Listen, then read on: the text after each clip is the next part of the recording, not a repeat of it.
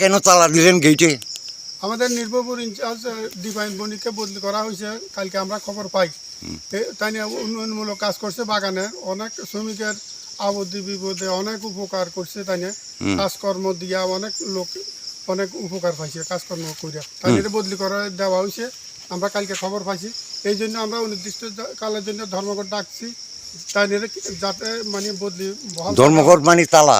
ধর্মঘট দেওয়া হয়েছে, তালা দেওয়া হয়েছে আমরা তাই নিয়ে এখানে রাখার জন্য।